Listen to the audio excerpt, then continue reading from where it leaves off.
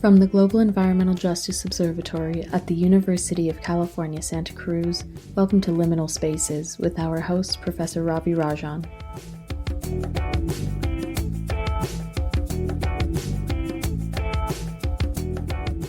Our guest today is Grear, a professor of law at the University of Cardiff Law School in the UK. Professor Grear is the founder and editor-in-chief of the Journal of Human Rights and the Environment, and founder, and until 2017, the director of the Global Network for the Study of Human Rights and the Environment, the largest existing international network of leading scholars in the field, activists, policymakers, lawyers, and NGOs dedicated to the transformation of thinking concerning the relationship between human rights and the environment. Professor Grear has written extensively on a wide range of themes related to environmental human rights. Her work calls on insights from a wide range of disciplines, despite being predominantly located within a combination of critical legal theory and jurisprudence. She has a particular interest in the theme of legal subjectivity, locating these in relation to contemporary globalization and to a central concern with the implications of the materiality of the living order, including theme of lived embodiment. If you'd like to learn more about Professor Grear, please look at the podcast description where we provide the relevant links. Professor Grear, welcome to the Liminal Spaces podcast. Oh, thank you, Ravi, and please just call me Anna. Thank you very much indeed. I'd like to begin with one of your central contributions to legal theory and environmental human rights, the idea of the rights of non-human actors. Could you elaborate on this concept, please?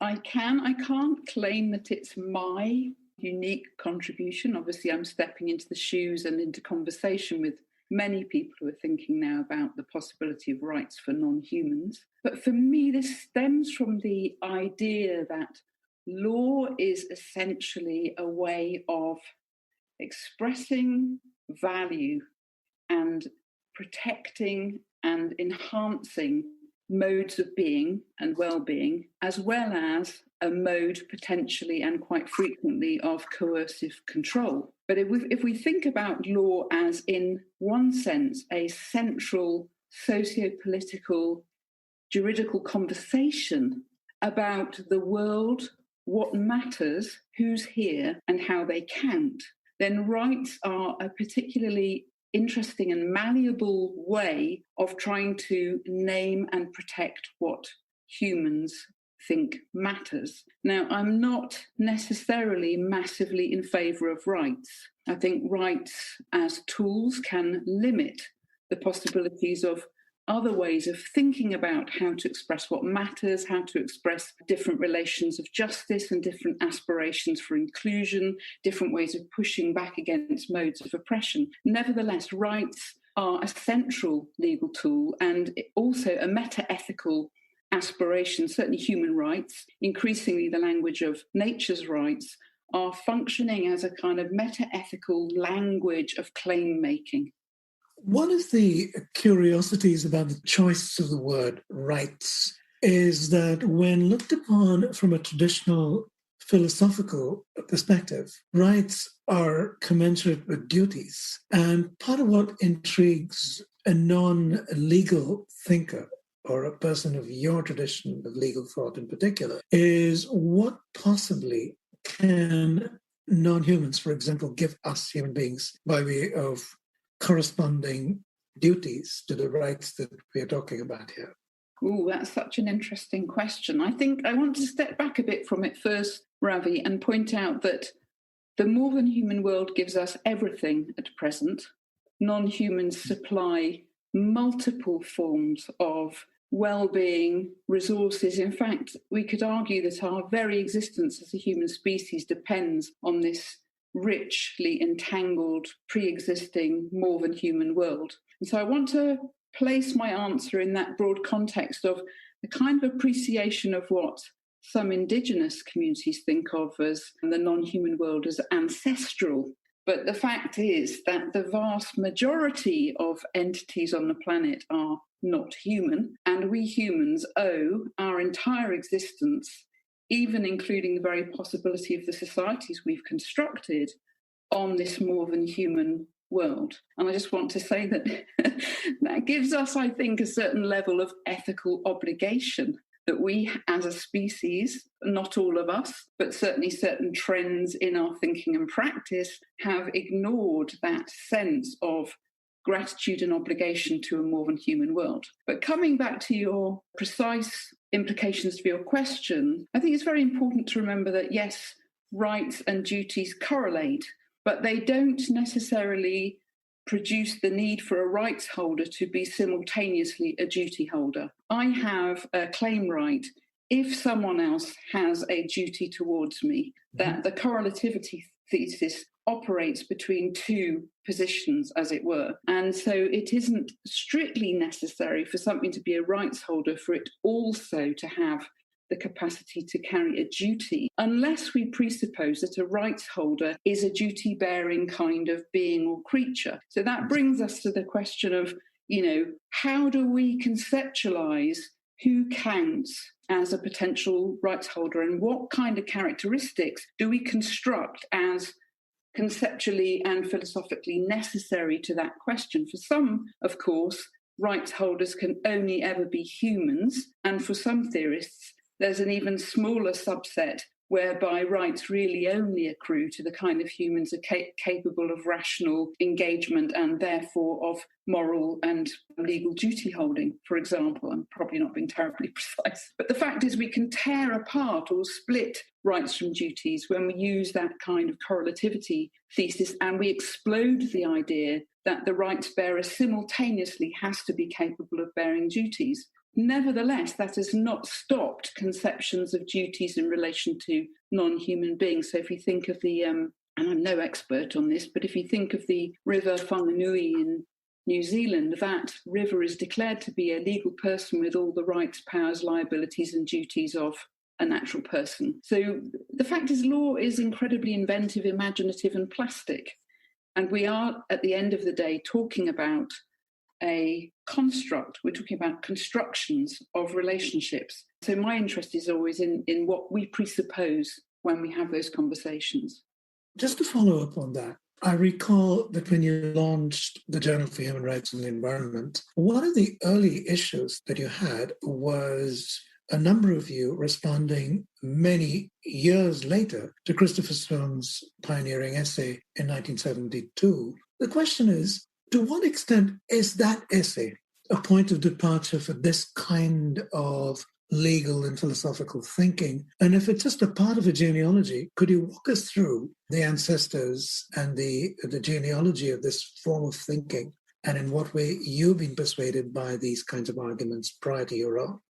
That's a really interesting question. Thank you, Ravi. I can't say that I can give you a particularly expert answer. I think what I would say is that Stone's essay has been widely credited with being one of the most important founding moves in a conversation. And certainly at the time that he wrote that essay, it was completely groundbreaking. I mean, he was responding, I believe, to the dissenting judgment of Justice Douglas in a particular case. I think Stone was talking to students at the time about the possibility of non-rights bearers, and the students found this idea faintly ridiculous and laughable. And Stone actually begins his essay by making the point that every time we extend the legal imagination to embrace new categories of rights holders, there is a sense of what? A kind of almost, I think he uses the word comical, and he relates it as well, I think, to the extension of rights beyond the original paterfamilias in Roman law, and how originally the circle of rights holders was very narrow, and then progressively over history it's been broadened. So obviously when rights were first claimed for women, particularly political rights to engagement in the public sphere, that was problematic or laughable or, resisted. So he's talking about this element of surprise, and one could think of it maybe as resistance to the extension of rights to new kinds of rights holders that at that point seems almost unimaginable given the existing parameters of the legal system and its understanding of rights bearers, but over time becomes acceptable and potentially normalised, although not unproblematically so, because as we know, we live in an age where human rights have been dramatically extended to various groups and identities, and yet never before have human rights possibly been so violated. So we know that the award of rights alone doesn't necessarily achieve what the claim-making practices that introduce them initially hoped for, and we can discuss the reasons for that. But yes, for me, that article is a very powerful stepping-off point. As we know, Stone in that article really identified this idea of guardianship, whereby humans would represent the rights and interests of non-humans. And of course, there's a burgeoning discussion around guardianship, its strengths and limitations. But yes, I would say that was a very important conversation, but equally important, although perhaps not coextensive in temporal terms with Stone, but certainly emergent now, there are a whole range of other initiatives driven by litigants pushing courts in very imaginative directions, some of which is inspired by indigenous ontologies in South America and other places, some of which is inspired by just an activist yearning to break the anthropocentrism and reductionism of the legal system in its treatment of non-human animals, of ecosystems, of natural entities or nature as a whole. And there are a whole range of different approaches to that, and I do not remotely consider myself to be an expert on the legal technicalities of that. I'm always much more interested as a theorist in the underlying ideas.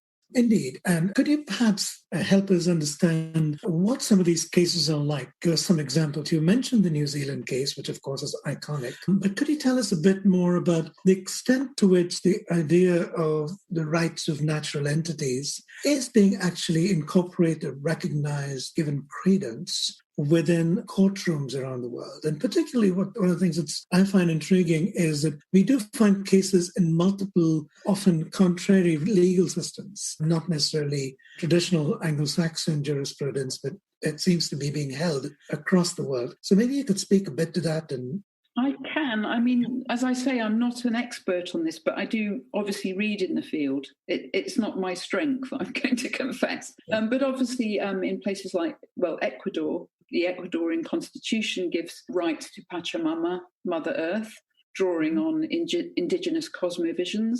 We've obviously got the New Zealand case that gives the rights of a legal person to a river. There's another case which I think preceded it, the Te Urewera National Park is also a legal person within New Zealand law. And then more recently, we've got cases in India. I think the River Ganges, minimally, has been recognised as a person in law. And then there are other jurisdictions in South America that also take that view, possibly Bolivia, can't remember. But there are definite signs, and there are also arguments being placed before courts increasingly about rights of nature. And I just recently read for the journal, I forget the names of the authors now, who are arguing for, based on EU environmental law, making a kind of Hofeldian argument that actually because duties exist towards natural entities, including wolves, that they actually, on a correlativity thesis, already have right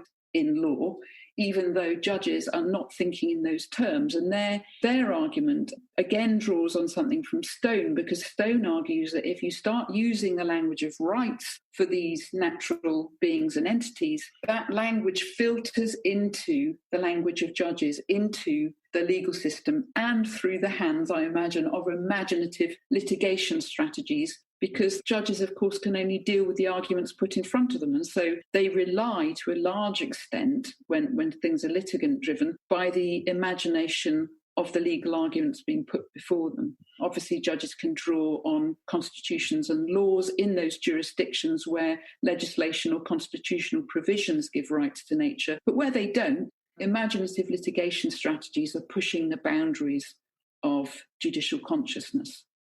You are listening to Liminal Spaces, the podcast series of the Global Environmental Justice Observatory at the University of California, Santa Cruz. This week's interview highlights the work of Anna Grear, which focuses on human rights and environmental law. This is the first half of a two-part interview with Dr. Grear.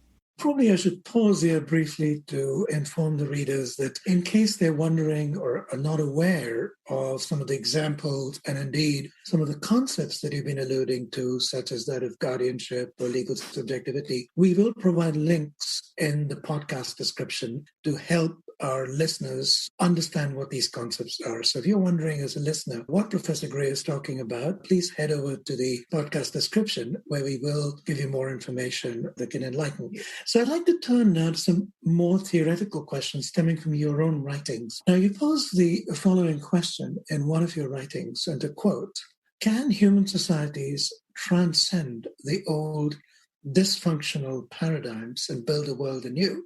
Would you please elaborate on the alternatives that you propose? Yes.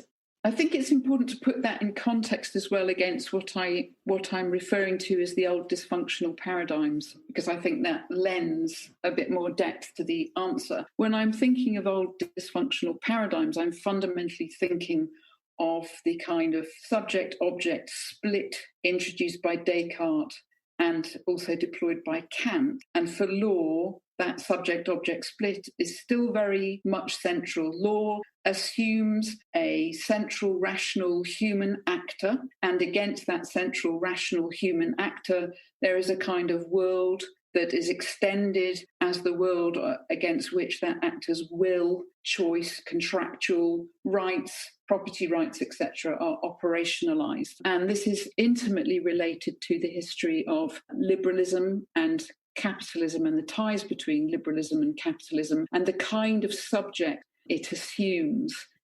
Now, the subject-object relations that underlie the tendencies towards environmental destruction are, to my mind, part of the problem. In fact, they're a fundamental part of the problem, because actually what we're looking at ultimately is a form of ontological injustice, whereby other ways of understanding who's here, what's here, and who counts are somehow excluded or only tolerated within the mainstream assumptions insofar as they don't disturb the mainstream set of assumptions and settlement. And this produces also some problems, for example, when Indigenous peoples' views are included in a way to sort of Indigenous wash other extractive priorities or pre-existing goals as a kind of tick-boxing, yes, we've had the conversations with the affected Indigenous communities type of approach. So the question, can we imagine the world anew, for me, is about displacing the centrality of the kind of subject that has predictably, throughout modern Western history in particular, produced a whole series of others to itself. And a lot of critical legal scholarship converges to demonstrate that this subject at the centre is nearly always Eurocentric, nearly always white, nearly always male, nearly always property owning, and has a kind of form of disembodied rationalities, disconnected in some ways from the body. We know it has a body, but there's a body smuggled into its neutrality, which is nearly always this Eurocentric white masculine body. And the effects of that in law have been the long-term problems and tensions around genuinely including as central legal subjects women, non-white peoples, nomadic peoples, and various other forms of others who are othered by this central subject. Now, this central subject centrally relies on that subject-object split, and all those others are to complex and graded degrees objectified and exist on a spectrum of objectification and essentialization in relation to nature, so that there's some really interesting scholarship that shows how animality and the messiness of nature is most often associated with non-white, non-masculinist, non-straight-lined, as it were, bodies, particularly female bodies, but not just female bodies, which of course also links to a long history whereby women and non-white peoples and indigenous peoples and so-called primitive peoples, and the list goes on, are regarded as less than fully rational. And this whole construct, which is a kind of cluster construct that operates on multiple levels, is central to the legal system and in a sense anti-discriminatory discrimination laws are themselves an admission of law's failure to, in the first place,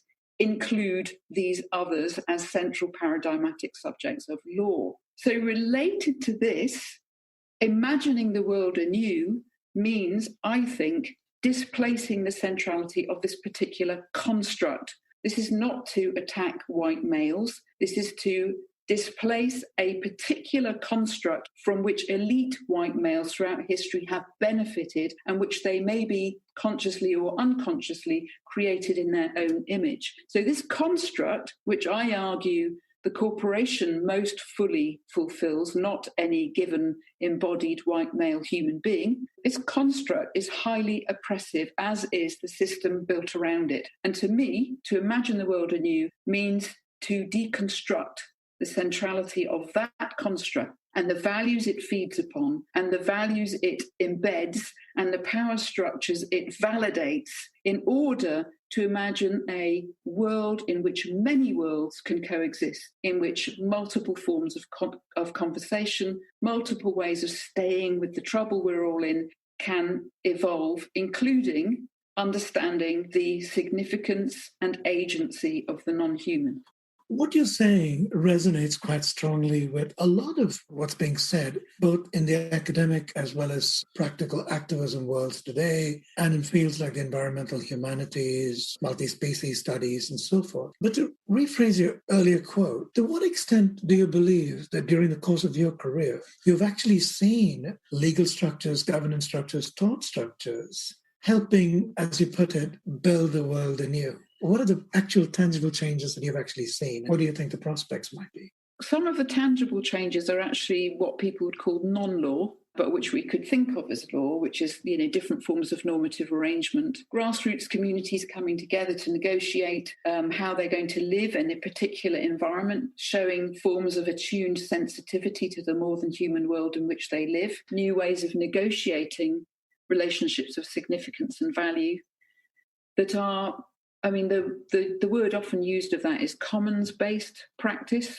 And I believe Burns Weston and David Bollier made a case for a human right to commons-based green self-governance, arguing that we need to move beyond the state market nexus and recognise these kind of interstitial and resistive spaces where more creative, more regenerative modes of co-living are emerging, perhaps what Anna Singh might call new arts of living on a damaged planet. In the legal system, or in the legal discipline, let's say, the most regenerative energies that I see at the moment are in fact in legal theory, which is an incredibly imaginative field that's looking at a whole multiplicity of law and hybridities, law and materiality, law and language, all sorts of law and explorations, drawing often on post-humanist and new materialist theory, which to me is some of the most exciting thinking going on at present in the contemporary conjuncture. But we shouldn't forget as well the role of activisms, the role of social movement protests, the role of activist litigants, the young people that took the United States government to court in the Juliana case, the litigants who took the Dutch government to court in the Agenda case. And then we shouldn't forget the lawyers and judges who are actually starting to articulate new forms of jurisprudence. Okay, it's not joined up, but it doesn't have to be. I don't think we need to be obsessed with unified jurisprudence. I think jurisprudence can be complex and emergent and situated specific to its localities, dynamic, counter-engaging, cross-pollinating, existing in tensions. So I think actually, Ravi, there are quite a few signs of that regenerative thinking and possibility. The problem we're up against is not a lack of imagination or the potential for alternatives. The problem we're up against is the existence of a sociopathic, pathologically destructive, rapacious system that still insists on exploitation in the name of the market, in the name of financialization. And unless that is somehow transcended, exceeded, problematized, deconstructed, then we have a real problem, because these alternative forms of imaginary, these alternative modes of engagement tend sometimes, often, to get recaptured by the hegemonic power of the central power structures and discourses. Neoliberalism, capitalism is great at reinventing itself in the language of its critiques. So you get the environmental critique against destruction, and suddenly you've got green capitalism, eco-consumerism, etc., etc. And the question is this enough, or is this just a way of rehabilitating and rescuing the unsustainable priorities of capitalism itself?